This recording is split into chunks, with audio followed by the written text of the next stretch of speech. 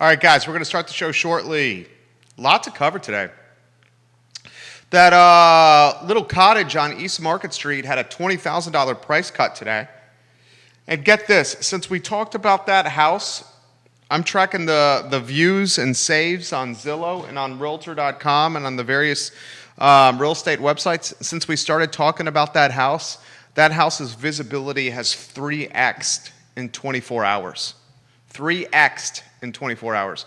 We'll talk about 713 Market Street and a $20,000 price cut. Goldman Sachs asking its team members to return to work by June 14th. The return to work momentum, the return to work trend is really gaining steam. And where you're seeing it gain steam is in finance. We will watch it closely as it gains steam elsewhere. Why don't we get there we go. Thank you, J-Dubs. So we'll talk Goldman Sachs and JP Morgan and how they are trendsetters and getting people back to work. Dividends are back as well. PVCC says no tuition, free tuition, and no fees for the fall and spring semesters. The lights are back on at the movie theater in Stonefield. That's good news for that shopping center. The top draw for Stonefield, of course, is the movie theater, and the lights, the marquee, are back on. A lot we're going to cover today. We'll talk about the most competitive business categories in Central Virginia. Our friend Steve Harvey, who ran for Board of Supervisors as a Republican, is in the House, and Alex Erpy via Skype to talk finance on a Tuesday edition of the I Love CVille show. Janet Yellen says rates may rise soon to keep the economy from overheating. When Yellen makes that statement this morning, you see the stock market and the indices go red immediately. And frankly, all of them are down 2, 3, 4 percentage points right now. We'll talk about that on the program. And how about the newest buyer? The buyer demo for real estate that's starting to boom is Latinos. What do you not have on the real estate supply chain? You don't have Latinos as real estate agents or realtors? Can you think of any Latinos in mortgage lending, home inspections, closings, appraisals? Think about the entire real estate supply chain in Central Virginia. And I want you to identify how many folks that are Latino are on the housing supply chain in Central Virginia in any capacity. The answer is very little. We'll take a deep dive on that topic on the I Love CVille show. Judah, we can rock and roll when you're ready.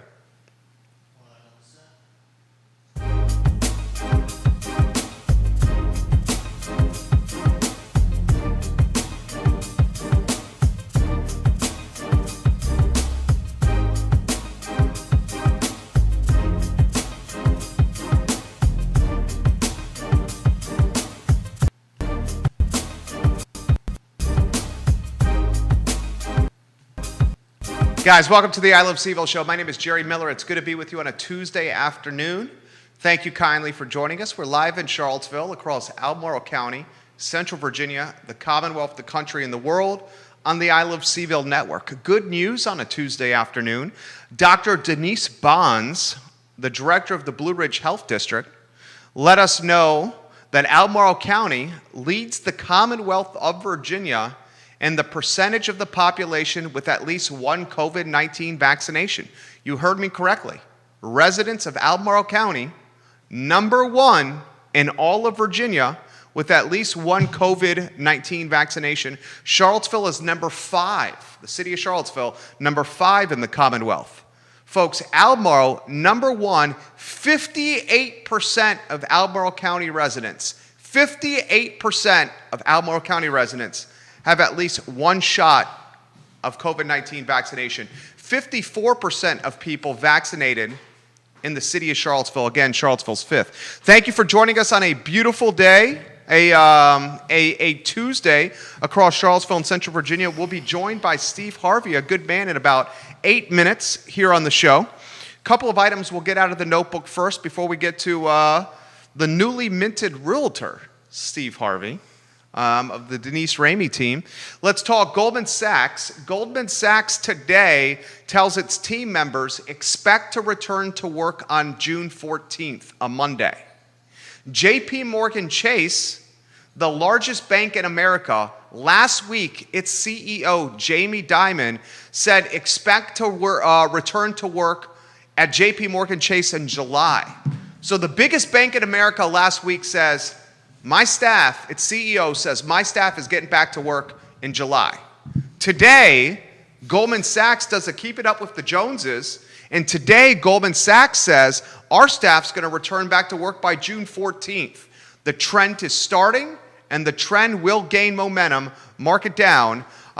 Finance is going to lead that trend, and from there, we're going to see it go to other sectors of business. A couple of other items I want to get out of the notebook. Dividends seem to be back. I'm going to talk about this with Alex Erpy, our second guest, at about 1:10. But here's the snapshot. In April 2020, 24 companies in the S&P 500 reduced or suspended their dividends. More suspensions came later in the year as companies had the uncertainty in the cloud, the dark cloud of COVID-19.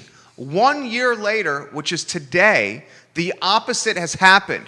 33 companies in the S&P 500 announced dividend increases, none announced a dividend decrease, and none have suspended dividends. So we'll talk about dividends and the return of these payments with Alex Erpy in the 1 o'clock hour. And then three other items before we get to Steve Harvey. PVCC says in today's Daily Progress that there's going to be no tuition or no fees for students in the fall or spring semester. No tuition and no fees for students in the fall or spring semester. A three-credit course costs about $500. If you take 15 credit hours per semester, it's about $2,500 at PVCC. If you're able to maintain a 2.0 GPA or better, and you live within the Commonwealth of Virginia, you can go to the PVCC for free for the fall and spring semester. That is good news. Good news. And then two other items. The lights are back on at the Stonefield movie theater. The expectation is the Regal. I think it's a Regal. Is it a Regal at Stonefield, Judah? It is a Regal. Is opening very soon at Stonefield. And lastly, I was asked this question yesterday. What is the most competitive business category in Central Virginia? It may be real estate. It may be restaurants. It may be gymnasiums. So perhaps for those that are wondering, what are the most competitive business categories across Central Virginia? I'm going to say it's one of those three. I get this question asked a lot. Realtors, restaurants, coffee shops, and gyms. Those are the four most competitive categories of business that I can see in Central Virginia. There are a ton of realtors in the market. There are a ton of coffee shops in the market. There are a ton of restaurants in the market. And there are a ton of boutique gyms in this Central Virginia market. So, folks, a lot to cover so far. We'll talk housing here in a matter of moments with our buddy Steve Harvey. He has a lot of perspective to offer as an Albemarle County resident and as a gentleman of Central Virginia and as a real estate agent. We'll talk vaccinations. We'll talk his new career. We'll talk the State of the Union for Albemarle with a good friend of the program. Why don't we go to the studio camera, Judah, and let's welcome Steve to the show. How's it going, Jerry? How are you? Long time no see. I miss doing this. Yeah, it's same. A lot of fun. We enjoy having you here, Steve Harvey. Before we talk Albemarle County and the State of the Union, how about the introduction to everybody with the new career that's going on? Yeah, that's right. Which one am I? Here? Right here. Okay. So I met Denise when I was running for office, Board of Supervisors, a couple years ago, and she was awesome. Denise Ramey, her shop is over there by Harris Teeter over in Crozet. And everybody had great things to say about her, and she really liked my mindset regarding local reduce regulations, more freedom, we stuck mostly to the local stuff. There wasn't a whole lot of conversation about the president and all these kind of things. Sure. But she liked where I was coming from regarding She was a big supporter of your campaign. Oh yeah. She donated. She helped out. She did all kinds of stuff. She endorsed. Yep. And then when Denver Riggleman was leaving office, I decided not to continue pursuing a position with Congress at that point. And I started reaching out to all the different people who said, you'd be great to do this, great to do that. And I talked to Denise, and she said, look, with your connections and your personality and your gregarious nature, just meeting new people, you'd be great at doing this, and you should go get your license. And here we are. The next day, I went and started taking the online class, and I kind of stuck to it pretty well. Not stuck to it, but I flew through there, passed the exam right away, first try, and most of it was natural to me. I have a business degree from Notre Dame. I took business law. This stuff is at the forefront of your mind if you're talking about local regulations in Albemarle County for the previous, 4 years. Right. And we had just built a couple years earlier in Albemarle County. In Crozet, right? No, we live up off of Frays Mill Road. Okay. So up just before you get to Greene County. Okay. And I had been through the rigmarole of doing the regs, trying to get the permit for the house, trying to figure all this stuff out. And through that process, I've become sort of a miniature subject matter expert on Albemarle County. And that's really needed. Because, I'm showing somebody a house, and we look out the backyard, and there's this big, strange open space. And, somebody might be able to build there. And I can jump right in and say, this is a homeowners association. They built all these houses. That is stormwater relief runoff area that is mandated by the county. There you go. And there's no way anybody is going to build a house behind your house because these are the regs. And I know these things at this point. Inside and out. Yeah, inside and out. And so it was a great fit. I've been working with her since January, showing properties. You know the game. And it's a very strange market. I guess we could talk about that some more. I definitely want to talk about that. So much I want to cover with you. So he ran for Board of Supervisors, came very close to Ann Malik, who won. She was the incumbent. Had a very impactful campaign where a lot of key items got in the news cycle because of his sweat equity and his shoe leather hitting the streets of Albemarle County. Let me throw this to you with an open-ended question, and then we'll unpack a little more. What is your state of the union for Albemarle County right now? Ooh. It'd be different if I wasn't doing real estate. Real estate makes it feel not dire, but very unusual across the county. If you're really injected into the market and watching what's happening, a lot of people want to move or move in or change a location, and when that isn't something that you can do because there is no inventory or the price has jumped up so radically, it feels like something weird is happening. It feels like there must be people coming from all over the country and moving here, because otherwise this inventory wouldn't be like that. I'd like to talk at length about it, actually, because I have my own suspicions, largely surrounding construction of new houses. A lot of people that would like to construct new houses simply can't because of the increase in lumber costs. And I've heard explanations about why it is that way right now with a 400% increase some people are talking about. I thought it was for framing a house, it was more like 100% increase. To put it in perspective, a 2x4 before COVID was $3. 2x4 now is $11 and change. Almost 4 times. And what explains that? Everybody in America didn't build a deck in the last 12 months. That's not what happened. I think this is what happens when you shut down the economy. When you shut down the economy for a lot of 2020 and you throttle supply chains and you keep people sitting on their butts getting free money from the government, you're going to have less folks ready to go back to work. You're going to have supply chain inefficiencies, and you're going to have connection issues. And I think this is what happens when you shut down an economy for 8-10 months. So I think that is completely acceptable. Mm-hmm. However, there's something deeper. A 400% increase speaks to something much larger. And I would say that it's a shift in the people across the United States. Okay. It's a shift of people out of D.C., out of Richmond, out of New York City. We saw in the middle of the pandemic, I believe it was 500,000 or 600,000 people had left the tri-state area in New York. And when that happens, all those people have to go somewhere new. Right.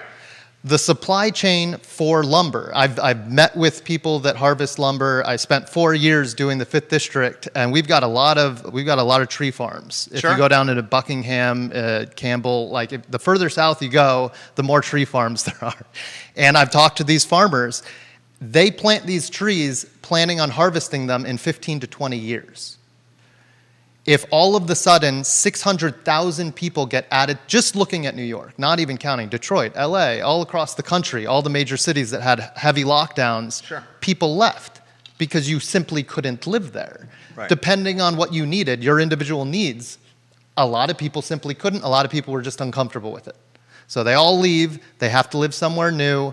There aren't suddenly 600,000 new houses across the United States, and there's probably millions that were needed. Well, I'll just build a house. Okay. It takes 20 years to grow a tree. This is not explained away with, well, the supply chain was messed up, disrupted during COVID because people weren't driving trucks or people weren't at the lumber mill or this, that, or the other thing. So you're saying social human behavior has changed so dramatically that is an extra factor that is pinching this supply chain. It takes 20 years to grow that tree. Mm-hmm. So even if there was small disruption or even large disruptions within the distributing this lumber, that doesn't speak to a 400% increase in lumber prices. What does is there is no more lumber. That farm is still not taking down those trees. Even though demand went way up, we might see in 20 years a huge increase in the amount of lumber available because when Lowe's runs out of something, the computer automatically orders more. Well, the free market is like that computer. And they all go, lumber is 400. We need to plant some trees. Well, let's go plant a bunch of trees. Right. And so you might have people shifting to that market. I think that they have the long-term so in mind that maybe the market won't adjust that rapidly. But I think that has more to do with it than the actual supply chain. Well, that is part of the supply chain. That is but the supply it's the chain. 20-year supply chain, not the 6-month supply chain. That's the macro supply chain. And I'll give you this stat. The newly minted real estate agent, the man who knows policy and Albemarle County government inside and out. Okay, here's a good stat for you. Greene County sales plummeted 27% between the first quarter of 2020 and 2021. Homes sold in Charlottesville dropped 22% same time frame. Albemarle County fell by 14% in the same time frame. However, Nelson County, booming, 41% uptick. This time last year to this time now. Louisa County, 19% uptick in homes sold. Fluvanna County, 16% uptick in homes sold. Is this a direct result of Louisa, Nelson, and Fluvanna just having completely different price points than Charlottesville and Albemarle? Or what is this a result of? A lot of folks in your business call it drive till you qualify. So I would need to see the metrics specifically regarding the number of properties available to purchase. Okay. Because if you say that the number of sales went down by a quarter, like by 20% or something like that, that doesn't necessarily mean at all that the demand for houses in Greene and Albemarle went down, or in Charlottesville went down. It may simply mean that a disrupted marketplace, an increase in level of anxiety and concern among the people that live there, that feels like instability. I don't want to leave my house. I want to stay here. I know as long as I'm in this house, the government of Virginia is not allowing people to be evicted. And so I am going to hunker down. I'm going to stay here until this stuff blows over, and then you'll see some of that liquidity increase.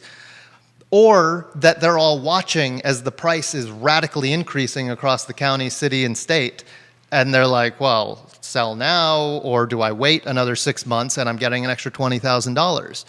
I mean, look at the prices. They're going through the roof. Yeah, it's bananas. We put in an offer 3 weeks ago on a house. Had this lovely couple come from the Midwest, and they needed to buy a house in 2 days. And what do they do? 2 days? 2 days. And so I take them, we show them some places, and they want to put in offers. We put in an offer $50,000 over asking price on a $400,000 house. Jeebus. We lost. We didn't even get a call back from the agent. Oh my gosh. And I'm telling them, look, I know how to negotiate. You're not calling them every 15 minutes to see if they're going to take your price. You give them some time. They need to consider this. Well, the next day, I'm still not hearing from them. I went $50,000 over on this house. Call them up. Hey, where are we at? What's the What was the client winning thinking? offer?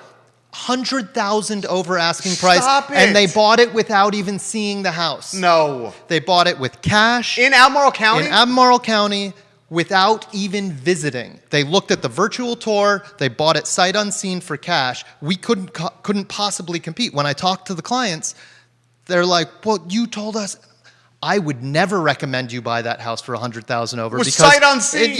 You're going to be leaving. You're a military family. You're leaving in 2 years. You'd be losing $50,000 because it's not worth $500,000. Right. In this market, maybe $425, but you were urgent. You only had 2 days, so we went a little over that. You're paying a surplus because you don't have the convenience of time to wait it out and find something more reasonable. So we went a little bit over because we were aggressive.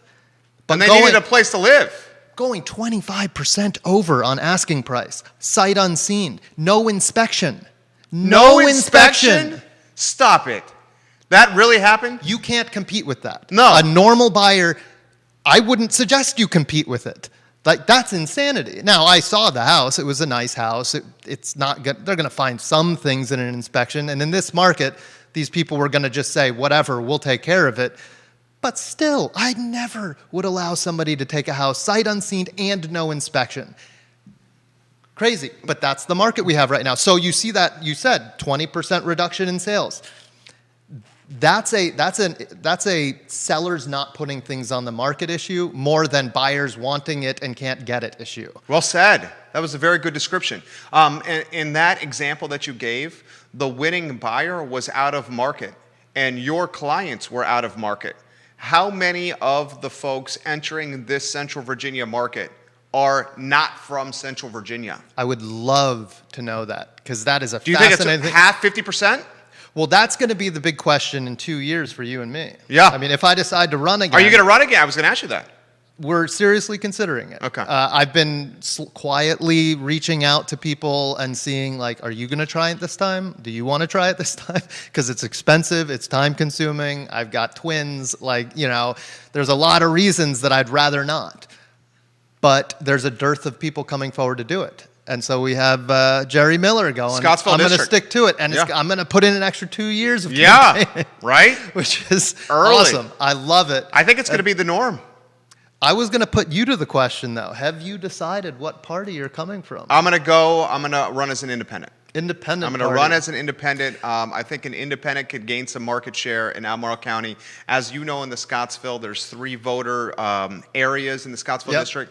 The Glenmore area, the Mill Creek area, and the Scottsville area to the Buckingham County line.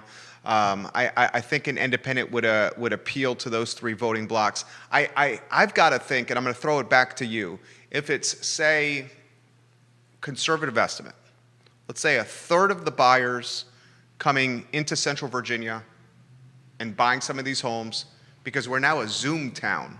Have you heard this moniker? No. The Zoom town is the husband or the wife that can work from an ISP but has a big city paycheck and a job in like DC or That New is York spelling doom. You Right. call it a Zoom town. It's called Zoom town. Call it a doom town. Yeah, this is like Tombstone all over again, like the you- gold rush. If you have a bunch of ghosts essentially living in your town, and these people are no longer working in local businesses, and who knows how welcome they are to actually go and proffer business at local businesses. Okay, so Like, I love how you think about a lot of stuff here. Yeah. So why do you call a Zoom town a doom town?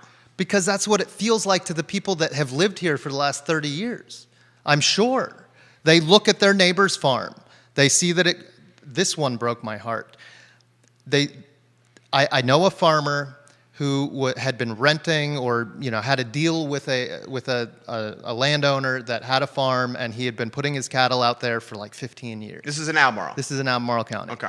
And he had been he said, look, I'll hay the grass, I'll make it bucolic, it'll be wonderful for you. But the owner was like, I want to keep it in land use, I want the reduced taxes, but I want it to be a farm like it was in the past.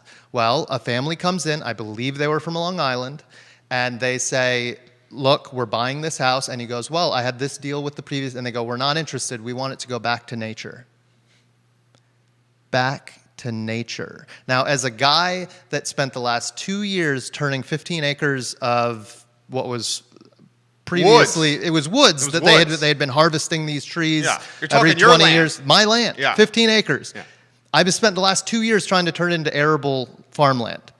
2 years of chainsaw, of excavator, pulling stumps, brush burn, sowing seed into the ground, putting down lime, back-breaking work, machines, rent, diesel fuel, all this energy, effort. We don't pollute.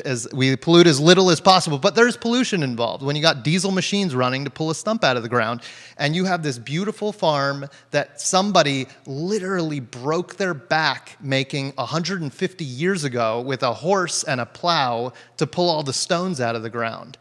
And these people come in from out of the state and say, we're letting it go back to nature.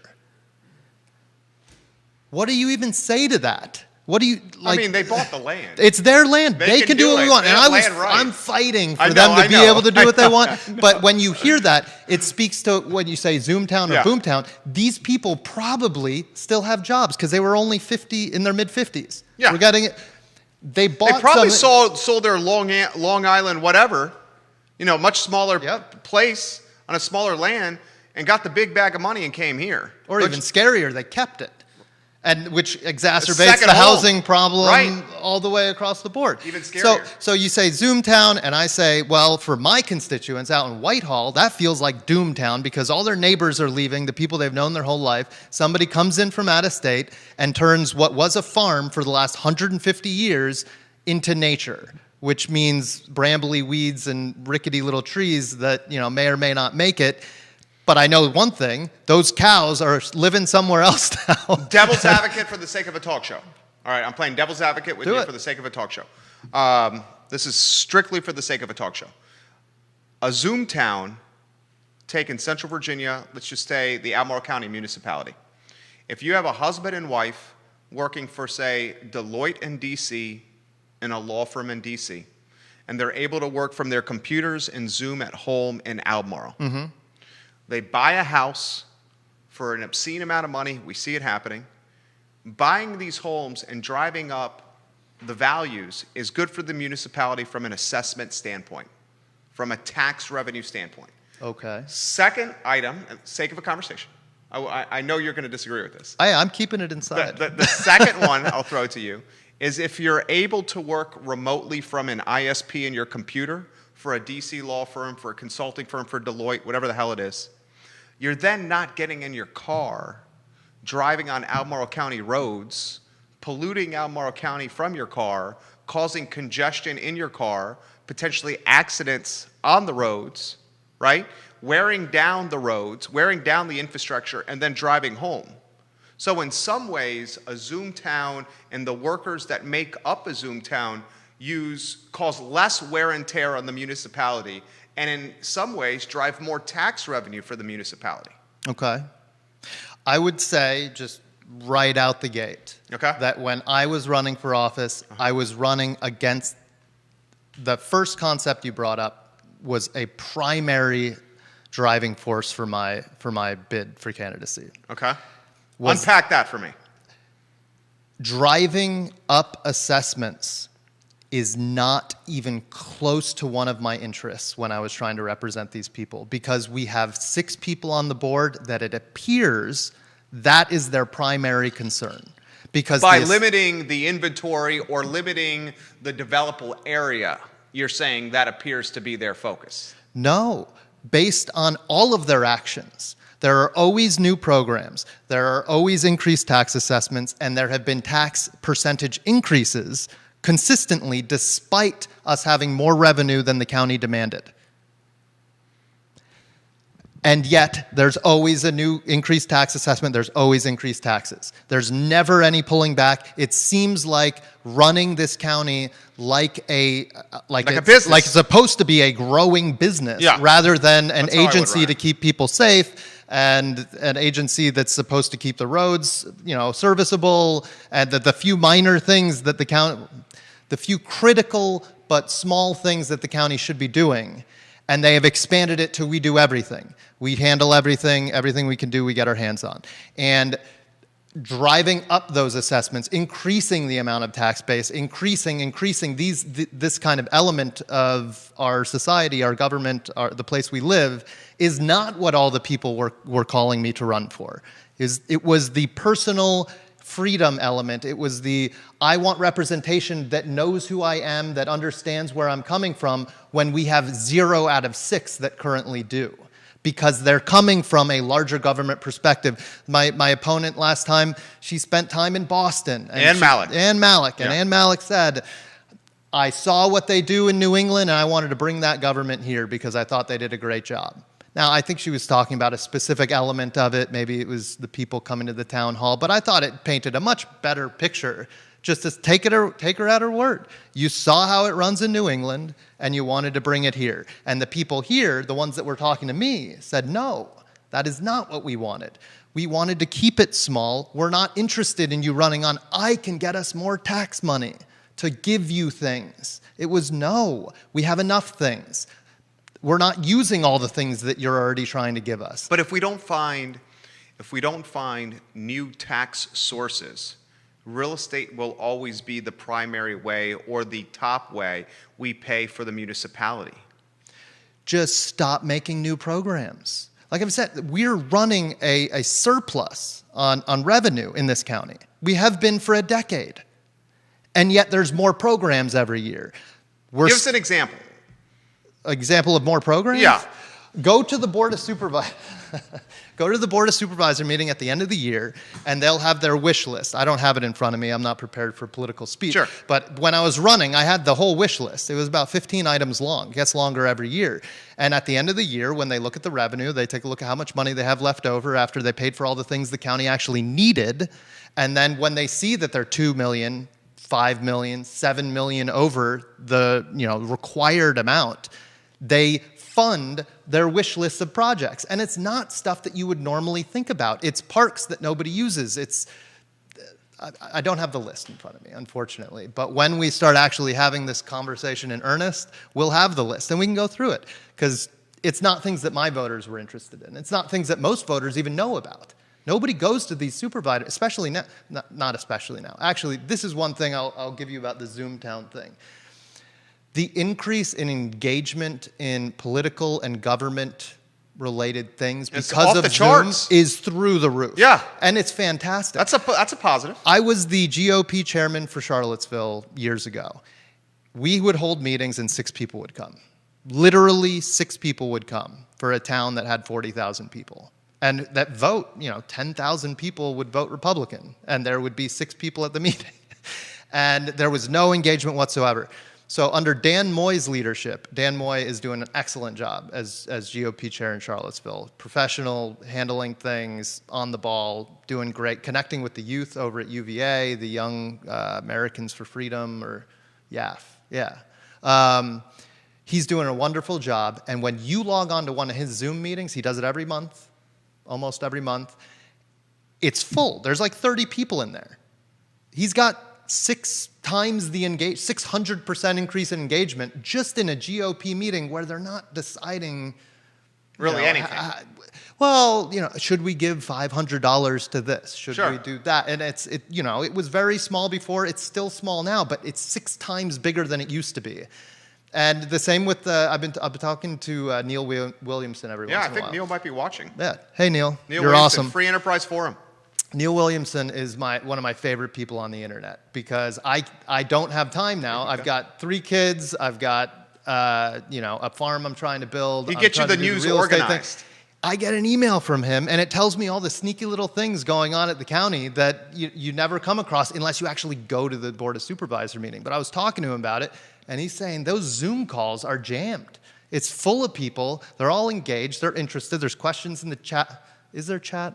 Yeah, there's a chat box. Yeah. And that's fantastic. Hopefully, the county can be more responsive now as they see that we need to get more people engaged. We got to get more people running. I mean, Liz Palmer's successor her hand-picked successor is running unopposed. What is it? Diantha McKeel, isn't she running unopposed? It doesn't surprise me. Ned Galloway, I believe, is running unopposed. Yeah. That's one of the reasons why I'm running. It's definitely one of the reasons why you ran. Free market guys, having multiple options holds everyone accountable and brings out the best version of every candidate. Yeah. That's how I see it. There's no other way to see it. Right? Hell, I would love to see 3 strong parties, Steve. I would love to see 3 strong parties. Wouldn't it? It's just I've said so many times on the show, and I'll throw it to you. I would love to pick your brain on this, and I do have Alex Irby coming up in 6 minutes. Okay. He's the CEO of Emergent Financial Services. My political ideology, and you've got me pretty pegged, okay, does not really line up perfectly with either party. Like, I'm fiscally very conservative, but socially very liberal. And it seems the two-party system, they're almost caricatures of their former selves.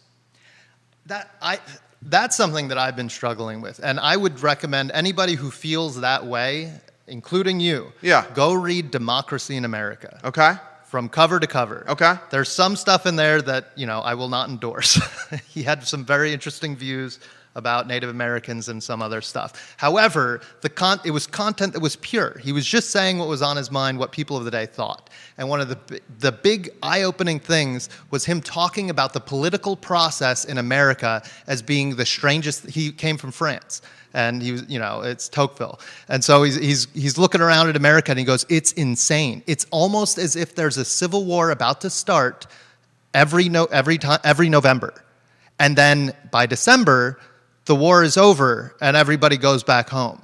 And the slander and the lies and the manipulation. Basically now. It's exactly the same. Yeah. This might just be an American feature of politics. Maybe it was quieter in the 80s and the 90s. Maybe it wasn't. Maybe because we didn't have social media. Maybe the stuff just didn't come out. But if you look at somebody from over 250 years ago,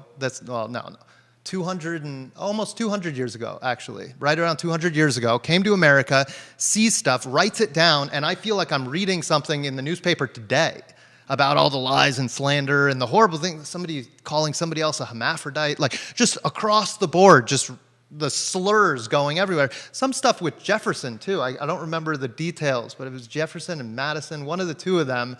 They were claiming that he was some bigamist or something. I don't know what it was. But that was when we think of these people as pure and, they were just speaking philosophy and they were trying to get the right. No. It was dirty. It was a mud fight, in the pigsty. That's how it used to be. It's still that way right now. Might just be a feature of American democracy. I don't know. But, So are you gonna run the Whitehall District? Depends. Like I said, I am actively pursuing somebody that can do it better than me. Okay, you want to reveal that person's name? No, I'm pursuing if I can find somebody. So you have not I have identified. not been able to find somebody yet. So if you cannot identify someone, you will run again. Hey, if somebody wants to come forward and take up the mantle, I will back you. In the Whitehall District? Yeah. First, I'll debate you. We'll go before the ACRC, and I'll debate you. And whoever wins, I'll be your chief of staff. I will help you run your campaign, whatever you want to do, because I want it. It's Whitehall is mine. You think Malik's going to run again in 2023? I don't see why she would not. Do you agree with that? My honest opinion is that by the end of the last process, it seemed like she had less gusto than when it had started. And is that an age thing? I think that there was a lot of... so Anne ran unopposed for 12 years. And when you go that long of just having a secure position, and it's a respected position, Board of Supervisors, and you go unopposed for multiple election cycles where there's nobody saying anything. Talking 3 terms. Yeah, nobody was jumping up and saying, you know, you're doing it wrong, you can't do this. If it was happening very quietly. It was just with her. And then all of a sudden you have some young buck jump in and go, with a gregarious personality. Yeah, there you right? go. And they jump in and they go, you know what, I'm going to take her to task on every single thing she's done over the last decade, and I'm going to ask questions about every single thing, and I'm going to talk to everybody that lives in Whitehall, and I'm going to find out every problem that they see in it, and then I'm going to vocalize those problems, and I'm going to demand that she put her word to, I won't do this, I will do that, I won't do this, across the board through all these debates and everything else. You get to the end of that, and that good feeling you had about being Board of Supervisor for the last decade erodes away quite quickly. Yeah. Your neighbors all of a sudden know that your idea was the rain tax. Nobody knew that, but it was Ann's idea that she brought to the Board of Supervisors. And I was happy to walk around and tell every person in Whitehall that was Ann's idea. An extremely unpopular idea. She was able to just not talk about it, because if you run unopposed, nobody to talk about it. I have a feeling, and we got Alex Erpy, we're going to get to you in 90 seconds. I have a feeling Steve Harvey is running for the Whitehall district. And I have a feeling. Did you talk to the better half? Holding our hands up together at the end. Did you talk to your wife? I think my wife wants me to do it, but if we found... She said yes? She's all for it. She's watching right now. Yeah, so she all for it. Is she all for it? Kate would be fully supportive of me to do it. However, I think if we found somebody that was better, that she would be all for that. Okay, tough question. Yeah. Can a Republican win a seat on the Board of Supervisors in Albemarle County? With Donald Trump not in office, maybe. When's the last Republican on the Board of Supervisors? Who was the last Republican? Neil Williamson, if you're watching, Sean Tubbs. Neil, put it in the chat. Last Republican on Albemarle County Board of Supervisors. I'll Google that too. Do you know? If it was Ann's No, there was somebody left after. The last one in City Council was Rob Schilling. Yeah, we all know that. That's the easy one. Who was the last Republican on the Albemarle County Board of Supervisors? Anybody know? Is it Wyant? Was it Wyant? I mean, that's why I asked you the question. I mean, the previous guy before Ann, but that was 16 years ago. There's been somebody since then. Can a Republican win a spot on the board? You know, I was really curious. curious. Was it Rodney Thomas? That might. Was he a Republican? Can someone help us that's watching? Yeah. The last Republican Albemarle County Board of Supervisors. Can an R win in this county? Okay, so I think that it was obviously impossible when I last ran. Because you ran a hell of a race. We did great. We got 50% more than the previous conservative that ran in the Whitehall. 50% more votes. I know you did. That is a strong turnout. However, when you have a brand called the Republican Party and you have outside money coming in fighting against Robert Tracy, declaring that he is a Nazi, one of the least political people that you'll ever meet is Robert Tracy.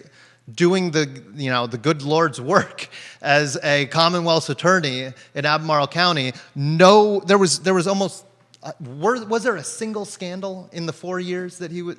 I don't think so. The only thing was the Jason Kessler, he didn't get him in jail, though he wanted to, because there was no cause according to the judge.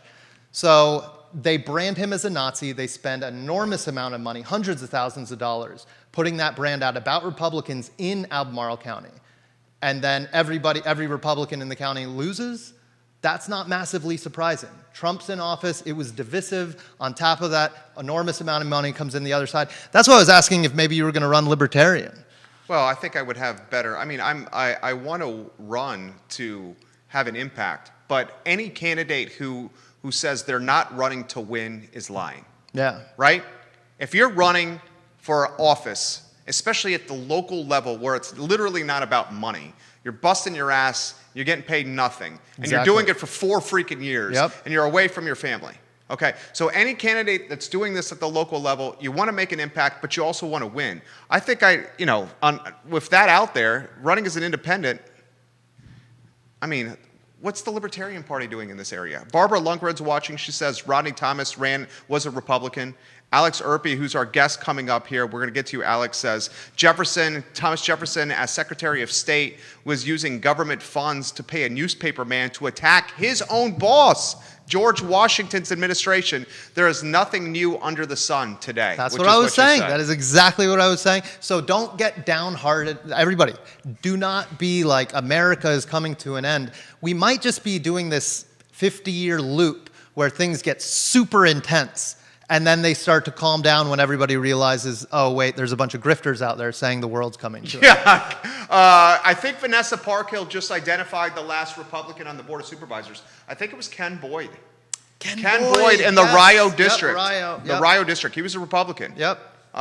So that, Vanessa Parkhill, you make us better on this show constantly. How about a final word for everybody? I'm going to do this again. I want to do this again with you. Every couple weeks. Definitely. Talk Albemarle, we talk real estate, we talk life. I have a feeling, I'm not going to speak for the man, I have a feeling this man is running in 2023 for the Whitehall District right here. I think you see his passion, and most importantly, he got the clearance from the better half, which from my perspective, that goes a long way. How about a final word for everybody? We might have to do a vote in my house now because we've got 5 people now. Your kids? The 2 boys are turning into total hellions, you know. I mean, hellions for God. They're good. They're amazing kids. Your 2 boys vehemently oppose the rain tax. Well, their favorite word is no now. So if I really don't want to run for office, I can get them to just say no all the time. No. Final word is this. I am loving working in real estate now. I think that it's going to be a great career. I think that it opens up the availability to maybe run for office someday because you have a free schedule and you can do what you please. Yeah. And if you need help out in the rural parts of the county, I've made that my special interest, especially out in Whitehall, Western Albemarle. I'm showing land, I'm showing houses, residential, more rural, and I'm happy to help anybody out who needs a hand. Shoot me a Facebook message or anything like that.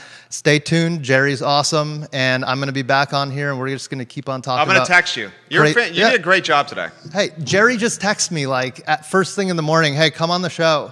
I'm like, what? About what? And he's, you know. And we spent 25 minutes having a good time. Things that you do. Things that you do. Okay, I'm here. Hey, I'm seriously going to keep texting you. All right. I enjoy chatting with you.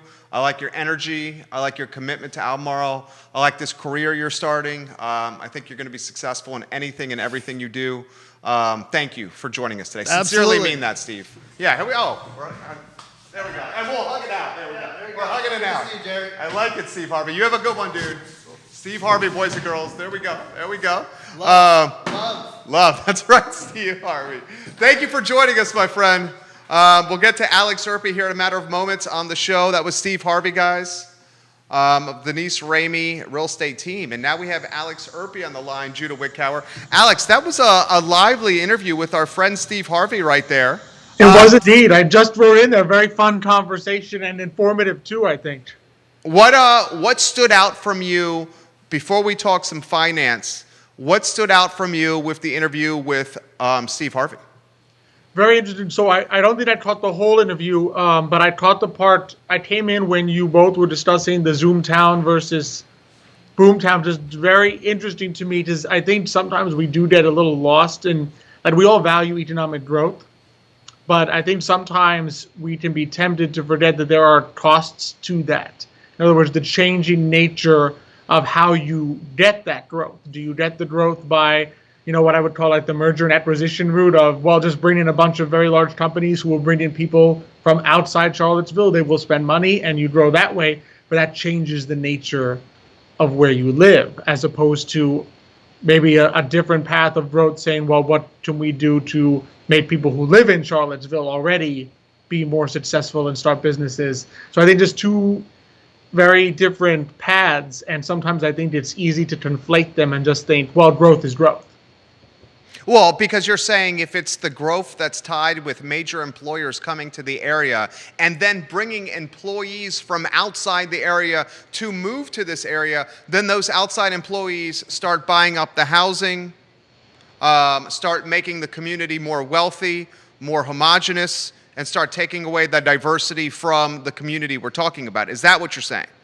Yeah, just in the sense of, I mean, housing, and plus remember you're sort of relying on the trickle down to really, because if a company's coming in and is bringing in outside workers, well, the outside people are the ones who are getting paid with the jobs from the new company, not people who are already living in Charlottesville. So your impact, what you're sort of bargaining on in that case is the impact of people coming in and now spending money among businesses that are already here. Is that worth the additional A, strain on the infrastructure, and B, housing prices rising, rents rising? So there you have to have a balancing effect, because there are costs to that. It's not just as simple as more people means more money to go around, means everybody makes more money. Well, it's not a direct connection. Alex Erpy, our guest, guys, he joins us on Tuesdays, the CEO of Emergent Financial Services. His show, along with the very likable Xavier Yerpy, is Thursdays at 10:15 a.m. on the I Love CVille network. Stocks are under major pressure today. The NASDAQ is down right now 2.5%. The S&P's down. Dow's down. The Russell 2000's down. All of them are down. Treasury Secretary Yellen says rates may need to increase earlier today to keep the economy from overheating. Is Yellen's press conference from this morning what's causing the markets to go down now? I do think it's having a major impact. I think the markets have shown themselves to be very susceptible to getting spooked by anything that either the Federal Reserve or the Treasury says, particularly as pertains to higher rates. The markets, the stock market in particular, let's face it, they have been very large beneficiaries of very low interest rates for a very long time, going on 10 years now. And we really last saw this kind of little spook in late, and so I'd say 2018, when the Federal Reserve actually did raise rates a couple times and then promptly backtracked because of how spooked the market got by that. Because you have to remember, a lot of these very large companies, they have been used to doing their stock buybacks, borrowing at very low interest rates, borrowing from the Federal Reserve at almost zero and then buying some stock. So the idea that those rates may go up on them is, I think, spooks some investors, and we're seeing a little bit of that today. Alex Erpy, our guest on the I Love CVille show. Let's talk. I want to talk about that comment that I heard after Real Talk about Latinx buyers are the booming and growing demo across the country when it comes to buying housing. This is the next popular wave. We've heard of millennials. Now it's Latinos really getting into the market. I want to talk about that here in a matter of moments. Before I do, how about the comment we started with of the return of dividends? This time last year, dividends were either being cut back or were being wiped out altogether. Now we're seeing a lot of companies saying, not only are dividends back, but we may uptick dividends. What did you make of this story that came out today? So it is interesting. I think we've sort of seen this happening, I would say, even from the beginning of this year, because, as I said, a lot of companies that pay dividends, they're value companies. So if you think of value versus growth, and last year, without a doubt, growth was the clear winner. I mean, growth hammered value last year, in part because, like you were saying, some companies got rid of their dividends, some companies cut their dividends. There was just a general sense that your traditional big names were going to struggle given the pandemic. And growth, particularly in tech, just took off because tech companies tend to not pay dividends because they're at that early stage. I think this year, we're seeing, I think, a return to value. And we've been seeing that even leading up to the news that some of these dividends were coming back.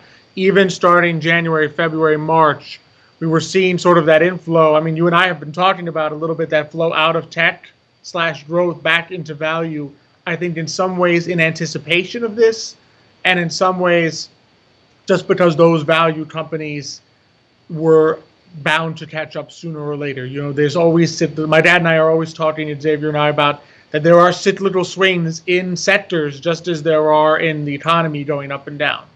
And you just have to be aware that those swings are going to happen. You can't always time them perfectly, but as long as you're as long as you have exposure to both growth and value, you're going to be in a good position when those swings happen to then just rebalance and get back to the exposure level that you want. This time last year, guys, 24 companies, you heard me correctly, 24 companies in the S&P 500 reduced or suspended their dividends. 1 year later, right now, the opposite has happened. 33 companies in the S&P 500 announced dividend increases. None have decreased them, and none have suspended dividend payments. Those reinstating dividends, some you may know, TJ Maxx, Universal Health Services, Darden Restaurants, who owns a bunch of Olive Gardens in the area, Marathon Oil, Ross Stores, just to name a few. I mean, how do you characterize this economy right now? So it is somewhat tricky. One thing to always keep in mind with dividends that sometimes I think maybe the retail investor doesn't always think about is a stock has several decisions, but two major decisions historically of what to do with money that they have, right? Their earnings. You can either invest it in a new project in the company or somehow pay it back to the shareholders. That's either stock buybacks, dividends, some other way that you return to the shareholders. Traditionally, returning it to the shareholders means you don't have any better ideas of what to do with it than to just return it.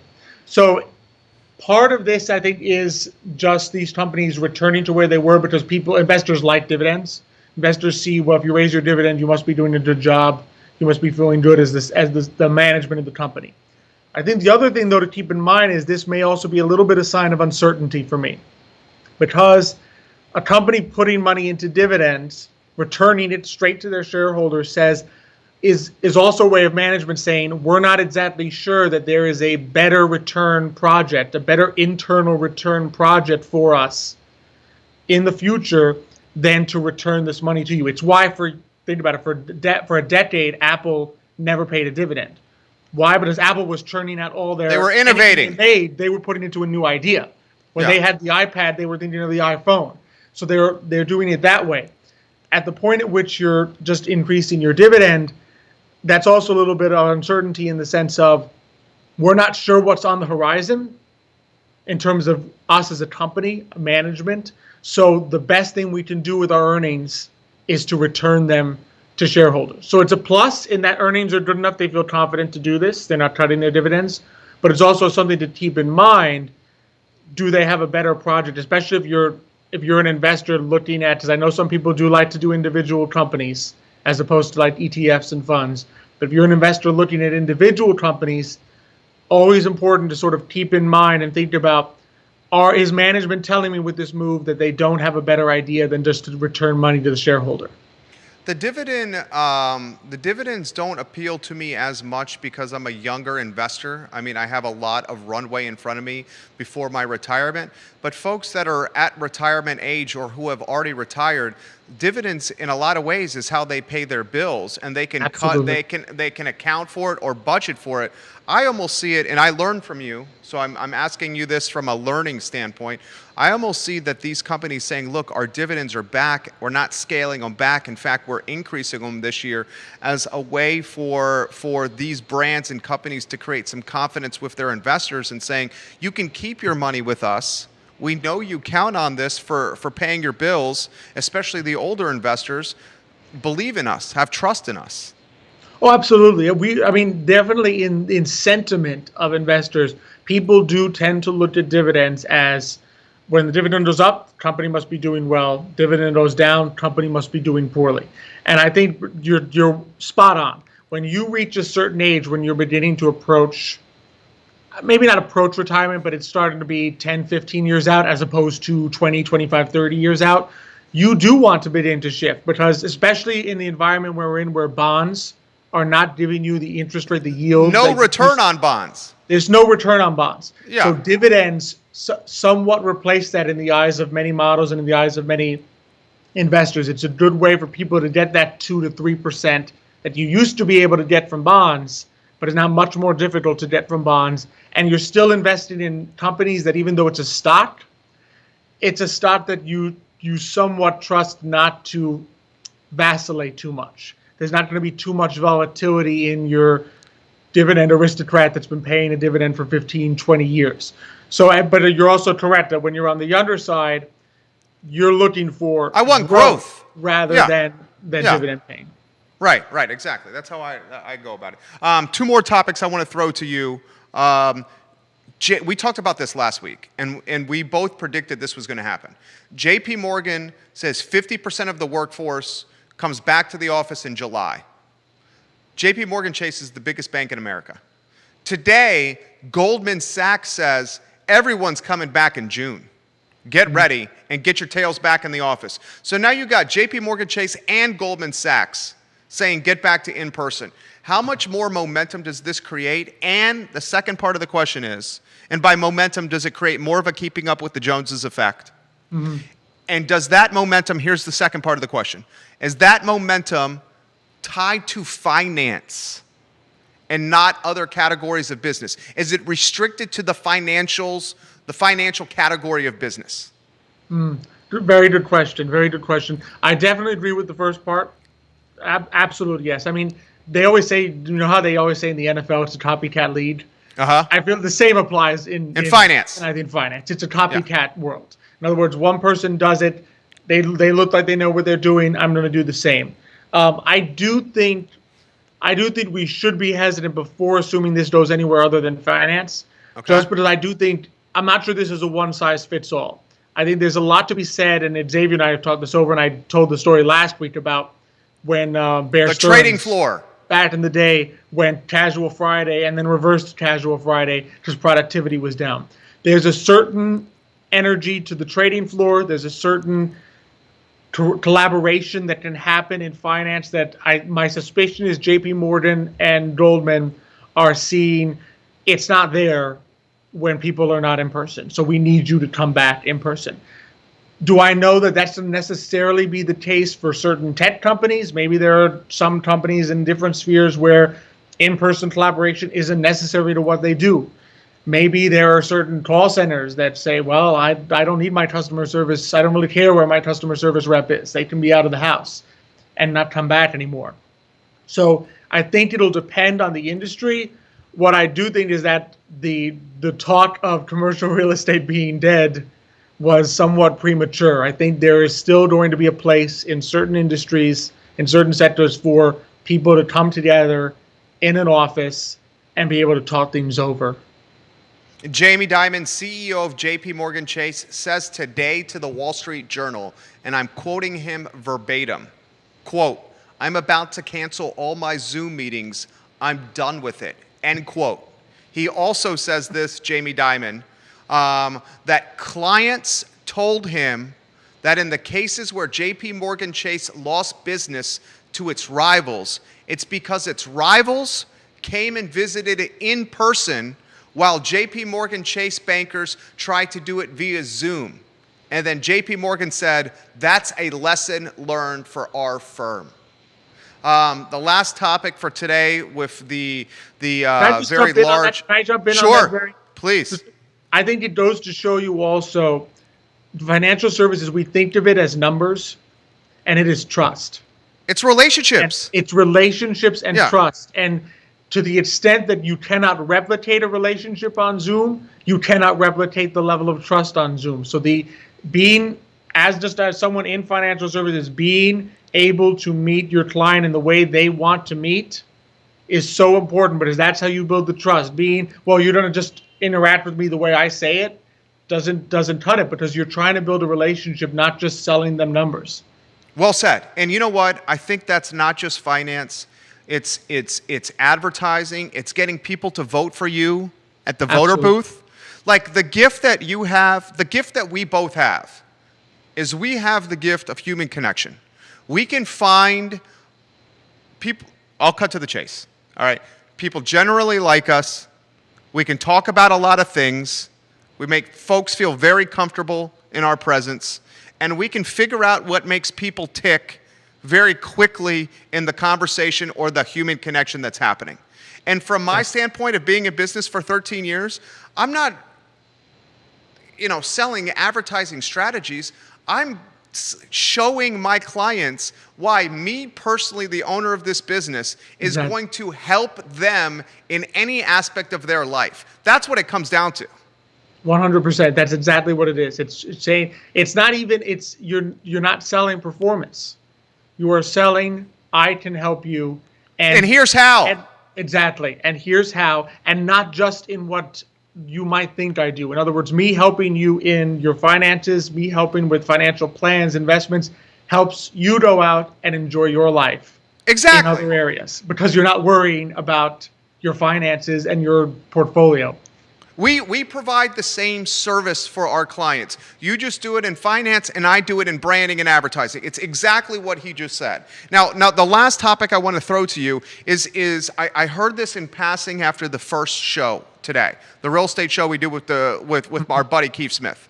Yes. And he says to me, the booming demographic in the country for folks buying housing is Latinos. And he said to me, ask Alex, we'd like to do a roundtable on this topic, that Latinos are the booming demographic of people buying houses in America. And then he said, let's pick his brain of Latino agents that we could bring on the roundtable, or attorneys, or folks in closing, appraisals, or home inspections. And you and I in our pre-production meeting were scratching our head, and what did we discover?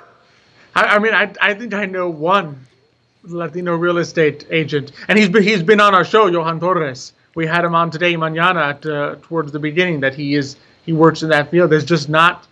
Only one in Central Virginia that I know for a fact in Charlottesville.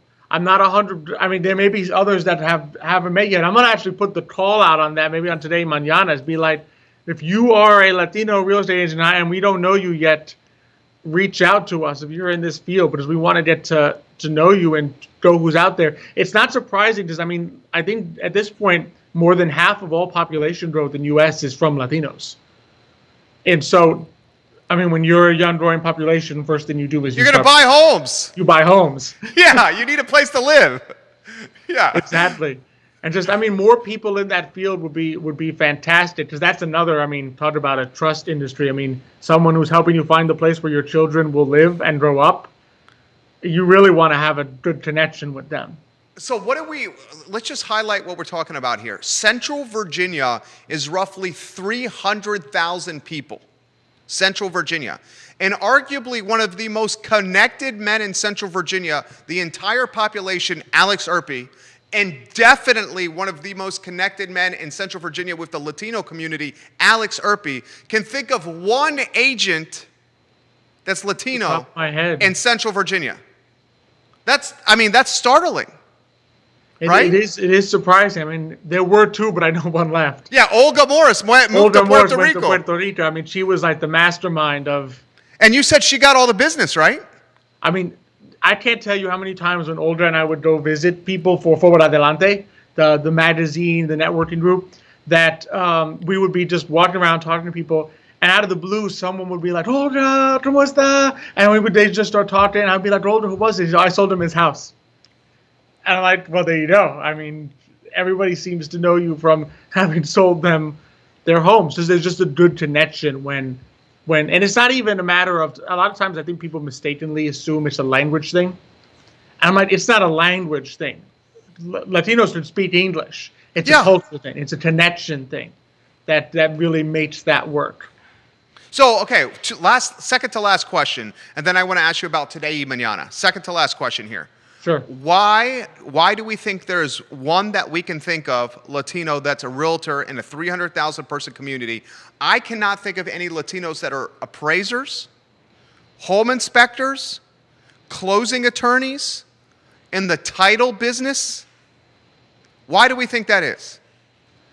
Tough to say. I would hope it's not. One thing that my dad and I have been really pushing on today, mañana, is just the idea of making sure that Latinos know that you can do anything. You can be in industries where traditionally people have maybe told you, oh, you can't be there. That's not what Latinos do.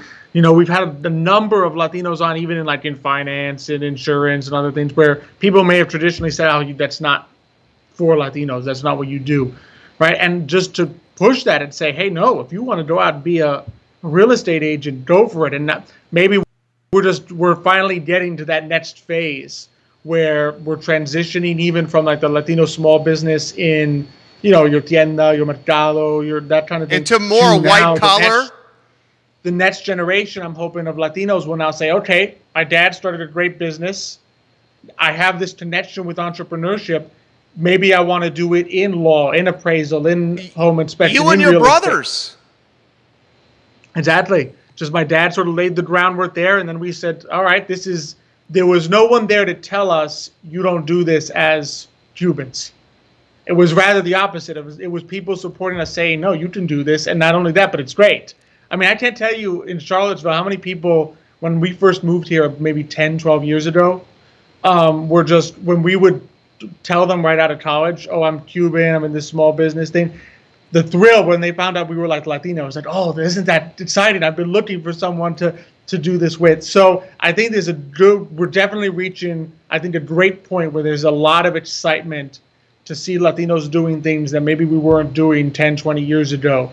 And it just goes to show you that once you reach that, I think it will follow that there will be more Latinos in this business. I'm hopeful. I'm really hopeful on that. And maybe it's a matter, it's sort of on us to maybe go out there and see if we can find some of them. Maybe it's a question of marketing and connecting with them in ways that they're out there and we just haven't spotted them yet. I'm going to put that on myself a little bit to go see if there are others that I haven't found yet. I think that's exactly what it is. And I think it's a matter of people like you and I saying the booming demographic of home buyers is Latinos, and there is only one Latino realtor in Central Virginia servicing this booming demand, this buyer demo. And if we put that out enough, I think the conundrum starts to get solved. In about 60 seconds, if you could, today y mañana, Thursday at 10:15 a.m., what do we got cooking?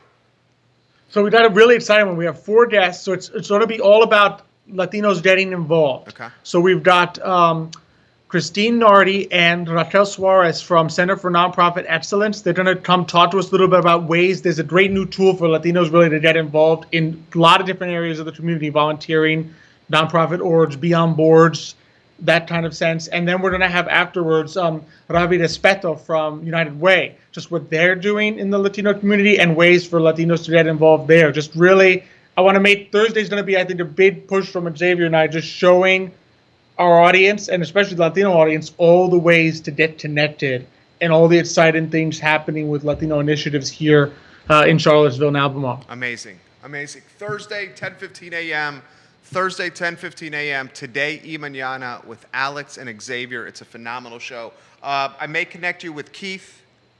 Absolutely. It sounds like you may be doing the Latino Realtor Roundtable on Real Talk because we have one and there's another open chair. So Alex Erpy might be on the roundtable.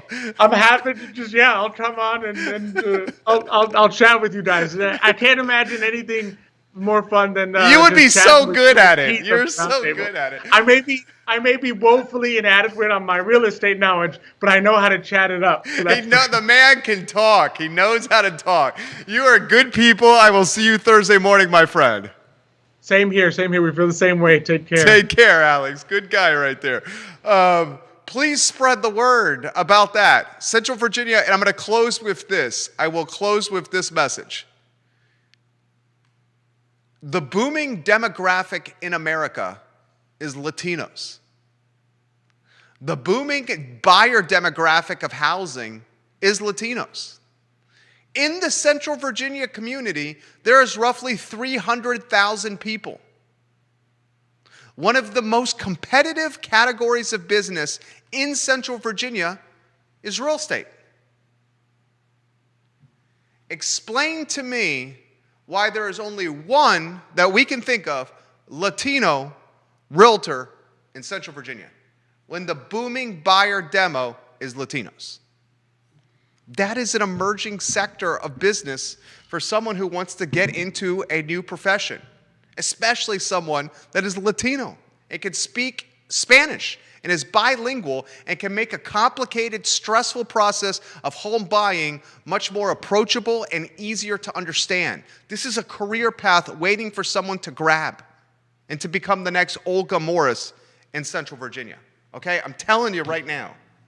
All right, I'm out of here. Steve Harvey, you were excellent. Alex Erpy, you were fantastic. It's the I Love Seville show. Thank you for joining us on a gorgeous day to be alive, a Tuesday. You guys have a good one. Take care.